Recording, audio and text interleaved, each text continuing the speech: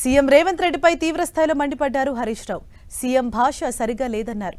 రైతుల పొలాలకు నీళ్లు పారించను కోరుతుంటే విపక్ష నేతల రక్తం చెల్లుతానని చెప్పటమేంటని ప్రశ్నించారు. సీఎం రేవంత్ హిట్లర్ మనస్తత్వం కలిగిన వారని, ప్రజలే ఆయనకు తగిన గుణపాఠం చెబుతారని హెచ్చరించారు హరీష్ రావు.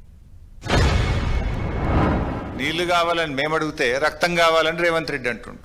సార్ నీకు రక్తం కావాలంటే ఇస్తాం, దానికి కూడా మేము వెనకాడటోళ్ళమేం కాదు. కానీ మాకు నువ్వు నీళ్ళు ఇవ్వడానికి, ఒకవేళ మా రక్తమే నీకు నీళ్ళు ఇవ్వడానికి అడ్డమైతే ఆ రక్తం ఇవ్వడానికి కూడా మేము సిద్ధంగా ఉన్నాం. ఒక ముఖ్యమంత్రి స్థానంలో ఉండి ప్రతిపక్షాల యొక్క రక్తాన్ని పంటలపై చల్లాలి, బెల్ట్తో కొట్టాలి అని మాట్లాడడం అనేటువంటిది అత్యంత జుగుత్సాకరం. ఆయన రక్త పిపాసి మనస్తత్వానికి ఇది నిదర్శనం. ఆ మధ్య చెప్పినాడు ఆయన హిట్లర్ తనకు ఆదర్శం. అంటే రేవంత్ రెడ్డి అందుకే హిట్లర్ తరహాలో ఒక హంతక భాష మాట్లాడుతూ ఉన్నాడు. ఫైనల్గా పాపం పండినాడు హిట్లర్కు ఏ గతి పట్టిందో రేవంత్ రెడ్డి నీకు కూడా అదే గతి పడుతుంది. షాబాద్లో 3 పసిపిల్లల్ని 3 పెద్దవాళ్లను 6 గొంతు కోసి కిరాతకంగా హత్య చేసినటువంటి ఆ రాజ్ కుమార్కు ఈ రేవంత్ రెడ్డికి మధ్య నాకు పెద్ద తేడా కనబడతలేదు. ఒక సైకో మనస్తత్వం, వాడొక సైకో రాజ్ కుమార్. నిజంగా ఎంత సైకో అయితే నాకు దక్కని వాళ్ళు ఎవరికి దక్కద్దు అని చెప్పి ఆ 6 ఎంత దారుణంగా కోడిని మెడకాయ కోసినట్టు కోసి చంపినాడు. పాపం ఒక ఉన్మాదిగా వ్యవహరించినాడు. పక్క రాష్ట్ర ముఖ్యమంత్రి స్పందించిండు ఆ సంఘటన మీద, కానీ ఈ రాష్ట్ర ముఖ్యమంత్రికి కనీసం ఆ సంఘటన మీద స్పందించలేదు ఇప్పటిదాకా. ఈ రాష్ట్రంలో లా అండ్ ఆర్డర్ పరిస్థితి ఏముంది, అసలు ముఖ్యమంత్రి పాలన ఎట్లుందంటే నువ్వెట్లున్నావో నీ పరిపాలన కూడా గట్లే ఉంది. నీకేంది నువ్వు నీ సైకో మనస్తత్వం ఏంది అంటే మమ్మల్ని తిడితేనో, మమ్మల్ని జైల్లో పెడితేనో, మా రక్తం బారితేనో రైతాంగానికి నేను నీళ్ళు ఇస్తా అంటే అందుకు మేము సిద్ధం.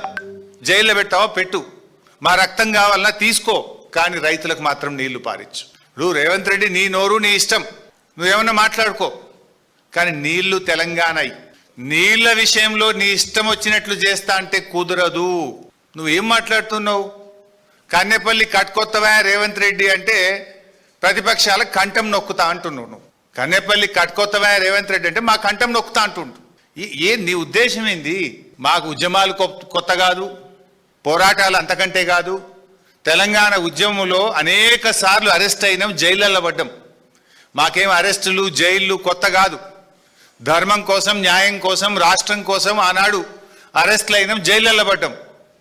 ఇవాళ లక్షలాది మంది రైతుల కోసం జైళ్ళల్లో పడడానికి సిద్ధం, రక్తం ఇవ్వడానికి సిద్ధం తప్ప నిన్ను మాత్రం వదిలిపెట్టము.